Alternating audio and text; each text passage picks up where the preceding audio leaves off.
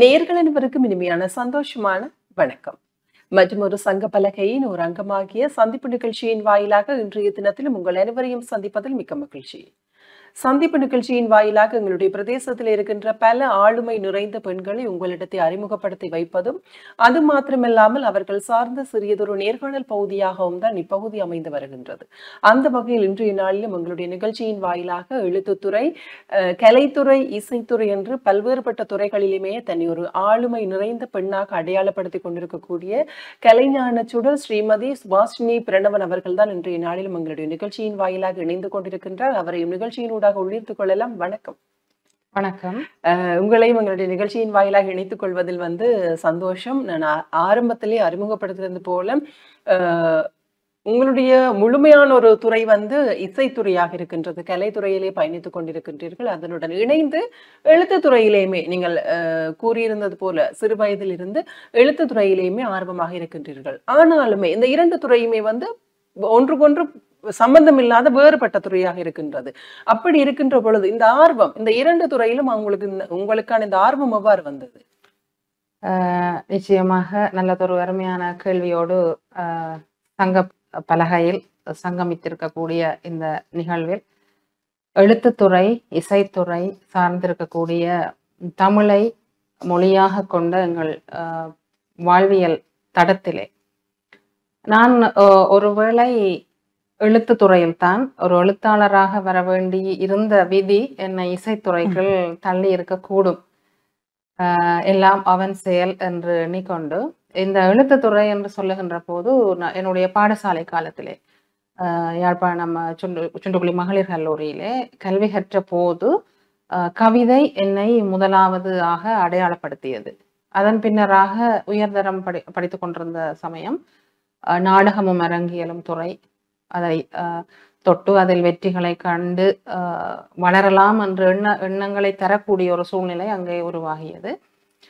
இரண்டையும் தாண்டி என்னுடைய பட்ட படிப்பானது முதலாவது பட்ட படிப்பு இசைத்துறைக்குள் பிரதானமாக மெயின் சப்ஜெக்ட் என்று சொல்லக்கூடிய வீணையை பிரதான பாடமாகவும் வாய்ப்பாட்டினை துணை பாடமாகவும் கொண்டு என்னுடைய முதலாவது பட்டத்தினை நிறைவு செய்கின்ற ஒரு வாழ்வியல் விதியை பெற்றிருக்கின்றேன் என்றுதான் சொல்லலாம்.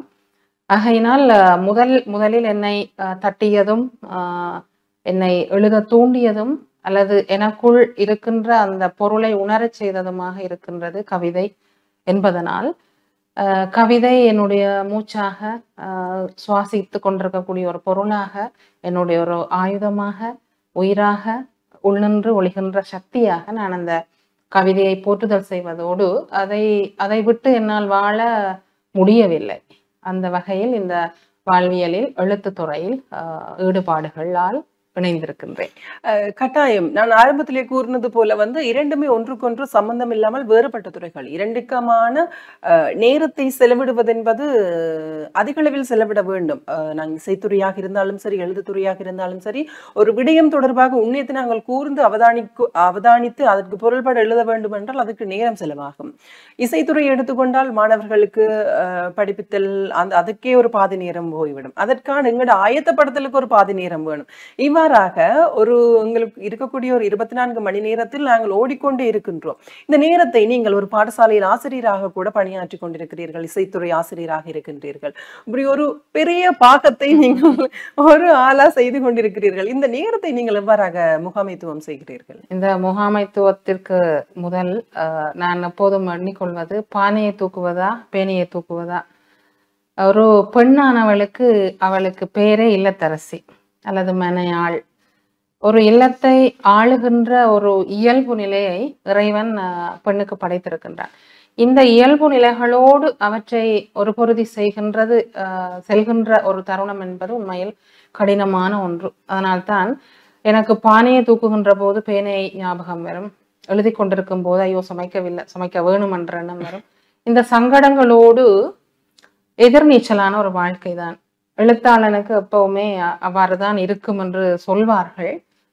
அதுவும் ஒரு ஆண் எழுத்தாளனை விட ஒரு பெண் எழுத்துத்துறையில் இருக்கக்கூடிய ஒரு பெண்ணானவளுக்கு உண்மையில் மிகுந்த சிரமமும் சவாலும் சங்கடங்களும் எதிர்கொள்கின்ற சூழ்நிலைகளை வெற்றி கொள்ளக்கூடிய அந்த சக்தியை தானே வரவழைத்து கொண்டு பயணிக்க வேண்டிய ஒரு தேவை இருப்பதாக உணர்கின்றேன்.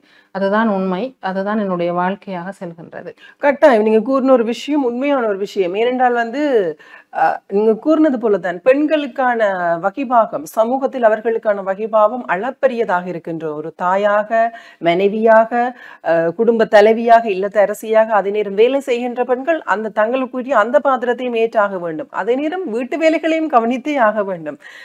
பெண்கள் என்றால் ஒரு மிகப்பெரிய ஒரு சக்தி தான். அந்த சக்திக்கு ஈடுணையா நீங்க 2 கலைத்துறைகளிலுமே சிறப்பாக பயணித்துக் கொண்டிருக்கிறீர்கள். மேலும் உங்களுடைய இந்த கலைத்துறை சார்ந்த பயணம் இன்னும் பெருக வேண்டும் என்று நாங்கள் இந்த நிகழ்ச்சியின் சார்பிலும் வாழ்த்துக்களை தெரிவித்துக் கொள்கின்றோம். குறிப்பாக ஒரு துறையில் பயணிப்பது என்பதே ஒரு சவாலான கடினமான விடயம். நீங்க 2 துறையிலேயுமே பயணித்துக் கொண்டிருக்கிறீர்கள். இவ்வாறான உங்களுடைய இந்த பயணத்தில் உங்களுக்கு உறுதுணையாக நின்றவர்கள் பற்றி கூறிக்கொள்ளுங்கள். நான் என்னுடைய குடும்பத்திலே தனியே பிறந்த ஒரு தனிமரம். என்னுடைய தந்தையார் போலீஸ் உத்தியோகத்தராக கடமையாற்றியவர். தாயார் மிகச்சிறந்த ஒரு ஆளுமை மிக்க பெண். அவர் அண்மையில் காலமாகிவிட்டார்.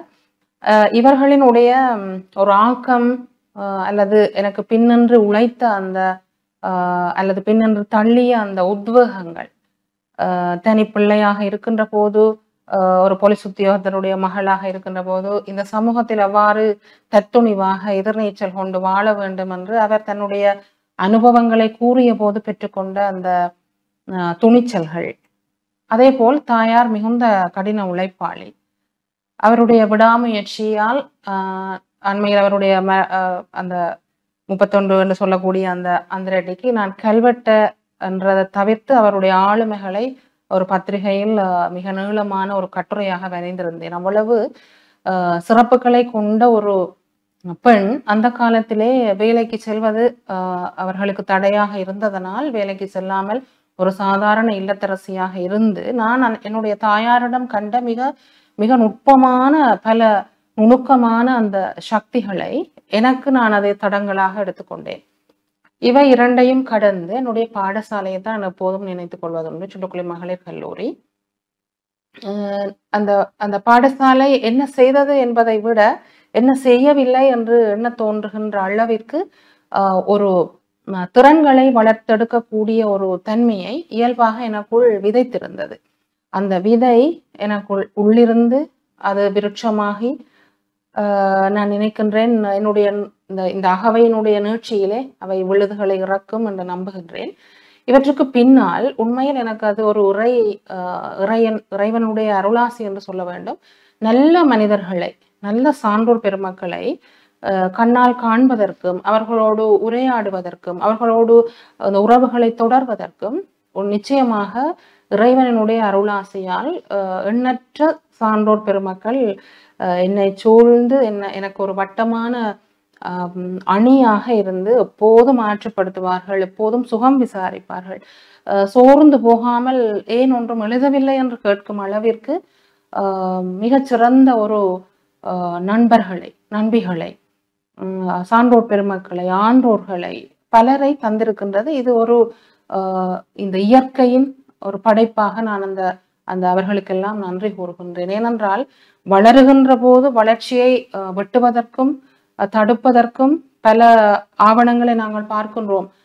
எங்களுடைய இனமே அவ்வாறு பேசப்படுகின்ற ஒன்று. எப்போதும் வளர்ச்சிகள் குறித்து அதற்கு உரமிடுபவர்கள் குறைவு, கத்தரிப்பவர்கள் தான் அதிகம். இது ஒரு இயற்கை.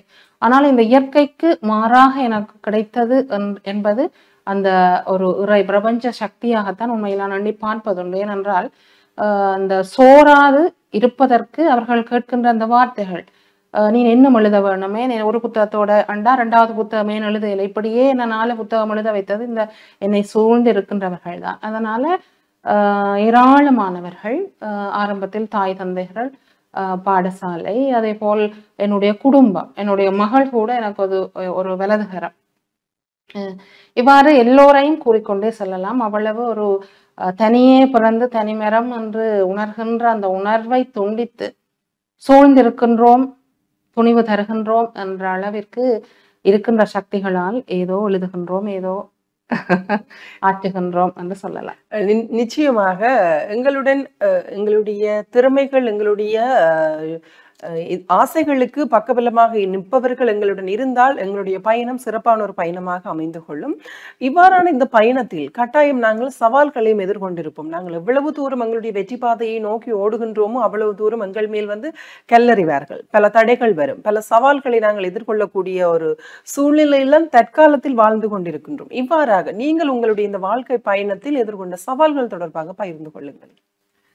சவால்களை சொல்ல போனால் காட்டுவதற்கு பலர் இருப்பார்கள்.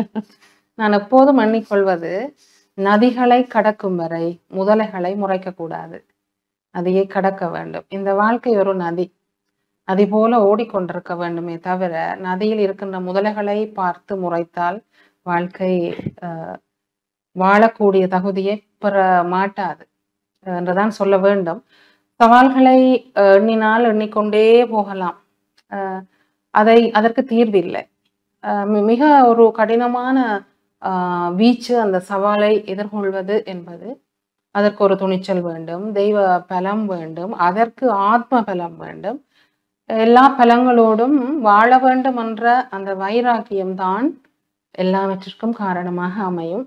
அதனால் சவால்கள் மிக நீண்டவை, நீண்ட நேரம் உரையாடக்கூடிய அளவிற்கு ஒவ்வொரு வளர்ச்சி குறித்த வளர்ந்து வந்தவர்களிடம் கேட்டால் அவர்களுக்கு வளர்வதற்கு எவ்வளவு எதிர்நீச்சலோடு அந்த சவால்களை எதிர்கொண்டார்கள் என்று சொல்வார்கள். வாழ்க்கையே ஒரு சவால் தான். இயற்கை எதிர்கொள்வது ஒரு சவால். முதலாவது நோய் இல்லாமல் வாழ்வது சவால். இன்றைய ஒரு வாழ்வியல் சூழலே சவால்களை எதிர்கொண்டு வாழ வேண்டிய தேவைக்கு தள்ளப்பட்டிருக்கின்றது. இவற்றிற்கு அப்பால் சக்திகள் 2 என்று சொல்வார்கள், தீய சக்தி, நல்ல சக்தி. இந்த மாதிரி தீய சக்திகள் ஆட்கொள்கின்ற போது தீய மனிதர்களும் கண்ணில் படக்கூடும். அப்போதெல்லாம் நிச்சயமாக அது சவால் தான். அந்த துன்பியல் சக்திகளை வென்றெடுக்கின்ற ஆற்றலை ஊனினை உருக்கி உள்ளொளி பெருக்கி என்று சொல்லக்கூடிய திருவாசகம் போல் எங்களுடைய ஆத்ம சக்தியை பெருக்குவதனால் மட்டும் இந்த சவால்களை நாங்கள் முறியடித்து வந்து கொண்டிருக்கின்றோம் என்று மட்டும் சொல்லி இதை நிறுத்தலாம் என்று நினைக்கின்றேன். ஏனென்றால் சவால்களை சொல்ல போனால் பல சூழல்களை இங்கே சுட்டி காட்ட வேண்டி வரும். இது ஒரு சமுதாயத்தின் இயல்பு, இது எல்லா சமுதாயங்களிலும் இருக்கக்கூடிய ஒன்று. ஆனால் வருகின்ற சவாலை முறியடித்து வையகத்தை வாழ்வாங்கு வாழ வேண்டும் என்ற எண்ணக்கருவோடு வாழ நினைக்கின்ற ஆத்ம பலமுள்ள ஒவ்வொருவரும் சவாலை வென்றெடுத்து போகின்ற பாதையை மட்டும் நினைவு கொண்டு வெல்ல வேண்டும், வெற்றி வாகை சூட வேண்டும் என்ற இலட்சிய போக்கிலே நாங்கள் செல்லலாம் என்று நினைக்கின்றேன். நிச்சயமாக பல பெண்களுக்கு ஒரு நல்ல ஒரு அறிவுரையாக இருக்கும் என்று நினைக்கின்றேன் இந்த கருத்து. குறிப்பாக பெண்களுடைய வாழ்க்கையில் பல சவால்கள், குறிப்பாக வேலை செய்கின்ற பெண்கள் பல சவால்கள் எதிர்கொண்டு தங்களுடைய வாழ்க்கையை தியாகம் செய்துதான் இன்று வரையிலும் பயணித்துக் கொண்டிருக்கிறார்கள். இவ்வாறான பெண்களுக்கு இது ஒரு சிறந்த கருத்தாக இருக்கும் என்று நினைக்கின்றேன். குறிப்பாக இந்த எழுத்துத்துறை, கவிதை துறை, யாராவது ஒருவரை நீங்கள் ஒரு முன்னுதாரணமாக எடுத்து வைத்திருப்பீர்கள். அவரை பார்த்து ஆசைப்பட்டு நானும் எழுத வேண்டும், நானும் இவ்வாறான விடயங்களை செய்ய வேண்டும் என்று ஆசைப்பட்டிருப்பீர்கள். அவ்வாறு நீங்கள் முதலாவதாக எடுத்துக்கொண்டு உங்களுடைய முன்னுதாரணம் தொடர்பாக பகிர்ந்து கொள்ளுங்கள்.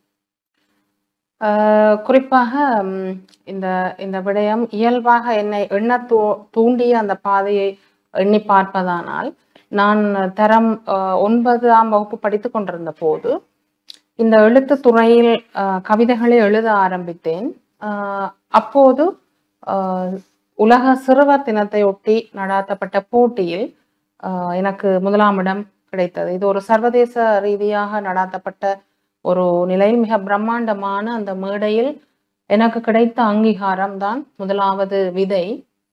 அதற்கு கிடைத்த அந்த பரிசு நூல் ஜின்னா அவர்களினுடைய நூலாக இருந்தது. எனக்கு உண்மையில் அப்போது ஒரு முஸ்லிம் கவிஞருடைய கவிதை நூல்தான் எனக்கு பரிசாக வந்தது என்பது கூட இப்போது எனக்கு, நான் அவரை வாப்பா என்று கூப்பிடுவேன், அவர் என்னை மகளே என்று அழைப்பார். அவ்வளவு மிக நெருக்கமான, ஒரு தந்தைக்கு நிகரான ஒரு மிக சிறந்த ஒரு கவிஞர்.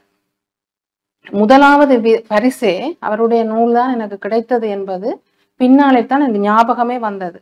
இதேன் கூறுகின்றேன் என்று சொன்னால், 1வதாக அந்த நூலை வாசித்த போது அதில் என் கண்களில் பட்டு தெரித்த அந்த சந்தங்களை நான் உள்வாங்கினேன். அப்போது தரம் 9, 9, 10 அப்போதுதான் யுத்த காலம், நாங்கள் இடப்பெயர்வுகளை நிறைவு செய்து ஊருக்கு திரும்பிய காலம். மிக ஆழமாக அந்த கவிதைகளோடு பயணிக்கின்ற கால அவகாசங்கள் எனக்கு கிடைக்கவில்லை. ஆயினும் கண்ணில் பட்டு தெரித்தது ஜின்னா ஐயா அவர்களினுடைய நூல். அதனைத் தொடர்ந்து நான் ஈழத்து கவிஞர்களினுடைய நூல்களை தேடிய போது கவிஞர் முருகையன், இன்னும் சொல்ல போனால் உண்மையில் சிலையூர் அவருடைய கவிதைகள், ஈழத்து கவிதைகளை தான் ஆரம்பத்தில் நான் உள்வாங்கியிருந்தேன்.